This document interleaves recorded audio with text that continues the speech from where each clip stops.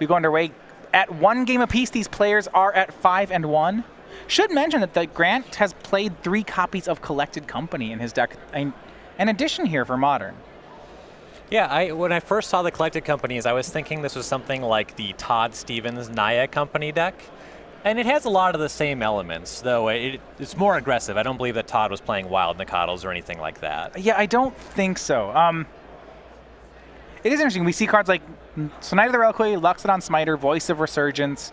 A lot of these creatures, they're very good against other creature decks. Now, I'm seeing there's an interesting matchup going on here. Typically, Abzan and Jund of Netlike are good at killing all the creatures. Now, when the creature deck starts playing cards like Collected Company and Voice of Resurgence, maybe that equation gets a little difficult. This is one area where Abzan does better than Jund does. Path to Exile can much better than cleanly Lightning deal. Bolt. Right. That said, still cards like Liliana, Abrupt Decay, Maelstrom Pulse, those can be difficult here. Definitely. There's going to be a lot of interplay, a lot of pressure on Craig to find the specific answers. He is the control deck here. And the company decks are pretty good at asking those questions. Specifically, Collected Company just making 2 threats is also a problem. Something we should note, out of the sideboard, Grant does have 2 copies of Blood Moon in his deck, which is superb in this matchup. Interesting choice for Blood Moon over Magus of the Moon in a Collected Company deck. I see that one. Yeah, okay. It's more resilient. You can't Lightning Bolt a Blood Moon, but the fact that you can't find it with Collected Company is a little awkward. You get a lot of mileage off of just having 1 Magus of the Moon in your deck, right? Because you have, you can collect a company into it sometimes. Right. It just has to be that fact that you can Lightning Bolt it, and Craig actually has 1 Disfigure in his deck, which you could pluck a Magus of the Moon with. Can't hit a Blood Moon there. Yeah, I guess all you would need was 1 basic to go ahead and hit a Magus. It is more difficult to get Blood Moon. He's really on Abrupt Decay and that 1 of Maelstrom Pulse, so he'd need the basic Forest and the basic Swamp. Or I guess he can do. There's also the trick that if he's worried about Blood Moon, he can just leave up black or green on his opponent's turn. Right. It does put pressure on your mana, and that's expensive. Right, and he's already putting pressure on the type of threats that Craig needs to be casting. So that's a real cost for the Abzan deck to just hang out with mana up. Now, without a card like Blood Moon to kind of cheese the game a little bit, in a fair fight here, do you think Grant can just work his way through the removal? It's definitely possible. Collected Company goes a long way. Voice of Resurgence goes a long way. Right, well, Grant's going to try to play cards to the board fast. He won game 1 but lost the post-board game, kind of what I'd expect here. Abzan is a great sideboarding deck. Grant starts with a turn 1 Noble Hierarch.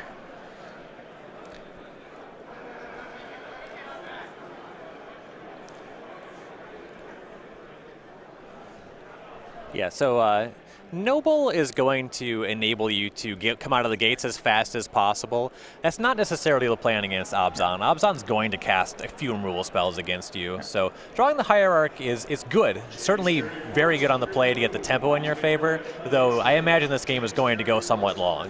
Yeah, and Grant also was on a mulligan to 6 here, which because this is an attrition-based matchup, this is one of those spots where it could actually punish him.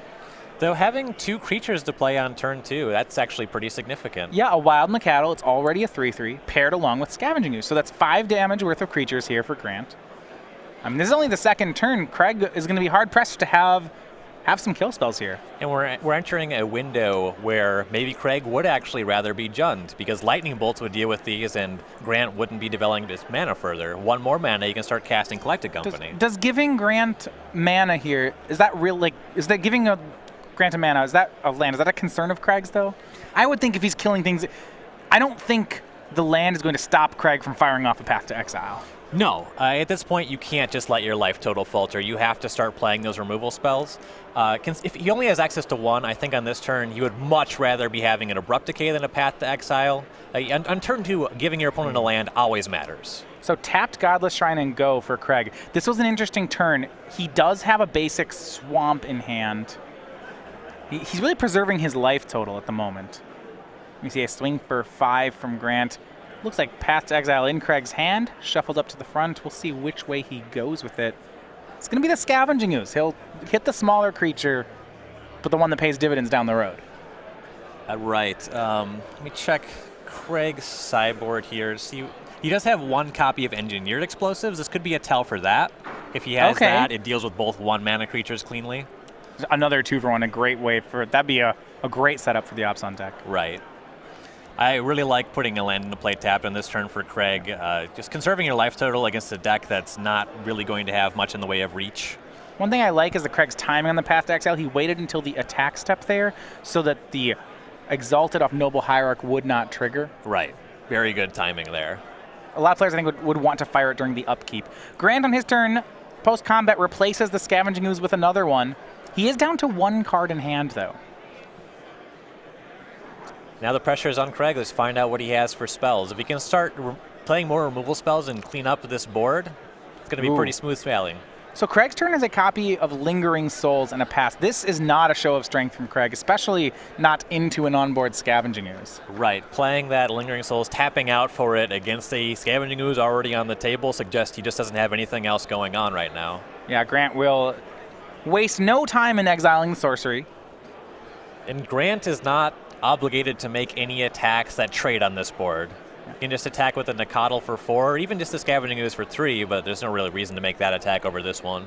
Yeah, he doesn't want to lose the Ooze just yet, so Nacatl for 4 will attack. Now, Grant does have to be careful. There is 1 copy of Damnation in Craig's sideboard, which could just be lights out on this board, actually. It would put a lot of pressure on Grant to start finding his 3 copies of Collected Company. I will certainly say that much. And I like how Craig played this. He could have chump blocked the Nacatl, but that would open up the Scavenging Ooze to attack next turn, so he actually just took 4 and went to 12. Yeah, and playing that land tapped on turn 2 gave him a little bit more life to play with. You see Craig's hand. He's got a number of lands. He does have a Tasigur. And he'll go ahead and delve away the remainder of his graveyard to make Tasigur here. I believe a Siege Rhino as well, so maybe Craig can just win the fair game here. You know, no kill spells. Let's just have a creature mirror. He officially just has a better board presence, significantly. Yeah. And here is Tasigur, along with 2 1/1s. And, oh my, Craig, he's debating attacking back with the Spirits. There's no good blocks for him, right? I like attacking here. Maybe just with 1 Spirit to hang 1 back to chump block. He is at 12. You're concerned that you don't want to see Path on the Tasigur? Exactly. Well, Craig's fine, but let's even up the life totals. 12 apiece is what's going to happen. Grant's going to have to get through the Tasigur. He draws a card off Horizon Canopy. And then we're back over his turn. He drew a red card here. His hand, Stomping Ground, Voice of Resurgence, Blood Moon. Blood Moon the pickup here. 2 swamps in play for Craig. Basic Forest for Grant. Wonder if he pulls the trigger here. It feels like he has to. Yeah, the Blood Moon's not getting better in the hand, and he has enough mana to actually just cast both the spells. So what he's weighing right now is how well he can play under his own Blood Moon. And I think he's going to decide that he just should be playing this Blood Moon. I'm not sure that he wins under the Blood Moon, but it certainly is better than trying to win without it. Right. The Hierarch is his only avenue to white mana once it's in play. But there are things, as we know, there's a Siege Rhino in Craig's hand, for example. If I'm on Grant's side, I'm not sure that Grant could beat a Siege Rhino at the moment. Right, there's already 1 4/5 in play that he's not especially able to deal with. And he's going to pass. He's not going to go for it. Craig's going to punish him for that play. I'm very surprised to see not even a Voice of Resurgence entering the battlefield. Well, he does have a Stirring Wildwood in play. So he can't play Voice and leave up mana to activate Stirring Wildwood. Okay, so you turn off Wildwood too when you play the Blood Moon. I don't know. Here's the Siege Rhino from Craig. 15-9. It'll go in Craig's favor. And kind of mentioned before, Grant couldn't really beat the first 4 or 5. I'm not sure how he's beating the second one. Yeah, now, of course, Grant is probably kicking himself for not playing the Blood Moon, but I even think given the information that he had before... Yeah, that's tough. You shrink the Nacatl down to a 2/2, so your board is actually kind of soft to Tasigur, but the Voice of Resurgence makes up for that. Yeah, it's not great. I'm not saying that Grant wins on that board, but...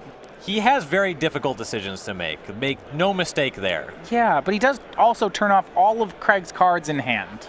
Right. Which is too big of a bounty to pass up on, I think. Well, we'll see. Now he's going to have to win. I mean, I'm not sure he wants to Blood Moon anymore. The damage is done. I don't know how we're getting through a pair of 4/5s when we're only at 9 life.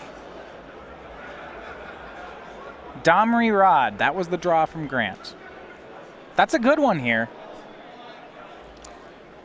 Unfortunately, there's nothing big enough to be getting into profitable fights on his side of the table. Right, so Craig's going to give a read to that card. We will too. +1, you can put the top card of your deck and you reveal it. You might get it into your hand, depending if it's a permanent type.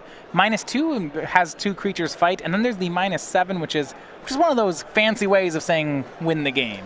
I played a lot of Domris in Standard. The best mode was always when you can play it and fight right away. You guarantee your value. There's never a guarantee that there's a creature on top of your deck, so plussing it and missing always just feels terrible. Not only did you not draw a card, but you're going to get that land that you just looked at next turn. Yeah, so Nakato will fight down a spirit token. That'll work. It's not where Grant wanted it to be, but I think it's his best play. And now the Domri is just dead to the other spirit.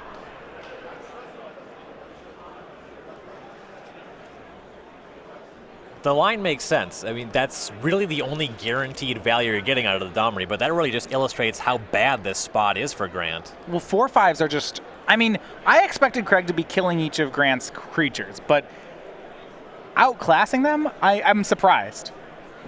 Yeah, I mean, the deck plays Siege Rhino for a reason, and here we're seeing it pay dividends. When you have Wild Nacatl in your deck and I have Siege Rhino, and I know it's going to resolve, I feel pretty good about that position. Well, how about this? It's Gavany Township for Craig. How about some 5/6s? Yet another... You know, I don't want to... Boy, the Township may force the issue on Blood Moon. Right. If it wasn't already forced, now it's just even worse. Right. I'm not sure Grant can beat the board. If the board starts involving townshipping creatures, it's no-go. If we rewound and there was a Blood Moon in play, there was no Siege Rhino cast, the Domri would still be under duress by the spirit tokens, but... Well, what Grant's choosing to do is he's trying to sit back and allow his creature quality to grow, and maybe he'll put some pressure on Craig. So Craig's going to use the spirit token to attack Domri Rad. That'll take care of it. And actually, he sent in Siege Rhino at Grant. It's a bit of a bait here. You know, the block of Voice of Resurgence plus Nakato looks pretty good. Right.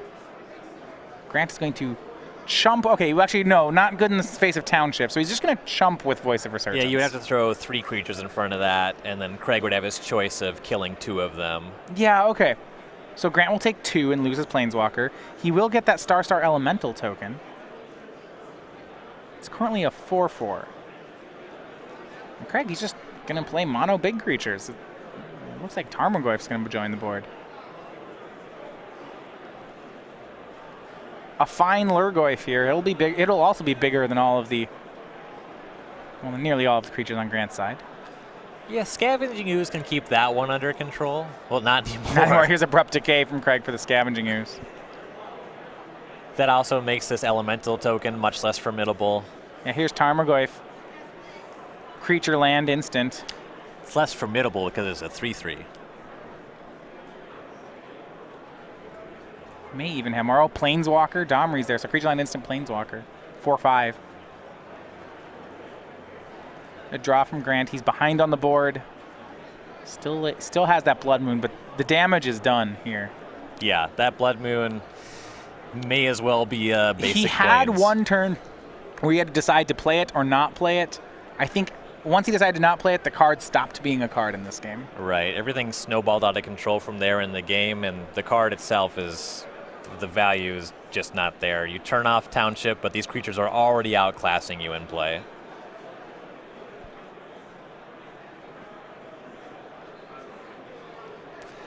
Grant's going to take some time to survey his lines, but he just doesn't even have options. Well, the idea here, he does play 4 Lightning Bolts, would be to try to play to some burn out. Now, the Naya Company deck doesn't play too much burn. He did draw Kessig Wolfrun. That is a pseudo burn spell, and I think if he had that land maybe a turn or two earlier, he could have gone on a burn line. He can start using that to make his smaller creatures trade with Craig's larger creatures. That's though fine, but Craig has such a critical mass at this point. yeah, I mean, I think if he had enough life points to work with, maybe he could make all those trades happen. The issue is that if Craig just starts swinging the team, Grant may be forced into too many chump blocks to continue to do that. Right. Also, if it were a little bit tighter, Craig could just start activating Township and kill with that Spirit in very short order. Looks like Craig is going to take a conservative route here. Just Siege Rhino. I like this. It's setting up for a kill next turn. Elemental token will jump in front of the Rhino. Craig's fine with that. Kessig Wolfrun's going to attempt for the trade here. Yeah, and this way you get to sniff out if it's just Wolfrun activations or if Grant actually has a collected company or something like that. +4/+0 to the Elemental. All right, so the creatures will trade. Looks like Craig's more than willing to accept that.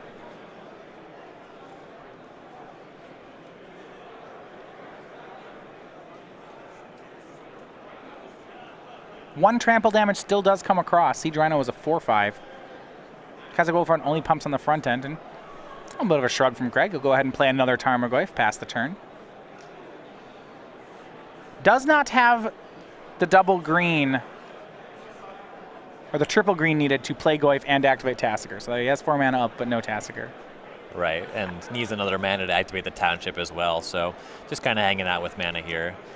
And Grant actually needs another creature plus mana to make this Wolfrun matter. I imagine we're going to see Craig start being more aggressive on this turn. We said he was setting up for the 2-turn kill. Here's the second half of it. It is all 3 of the 4/5s are going to come into the battlefield, to the red zone here.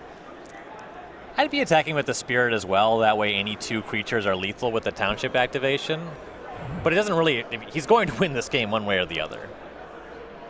Yeah, you're right. I'm a little surprised. The Spirit token, I think, is dead on the board. Yeah. I mean, okay, so instead of him having Grant dead this turn, he has Grant dead in 2 turns. Yeah, there's nothing with haste that's going to punish you for this. Yep.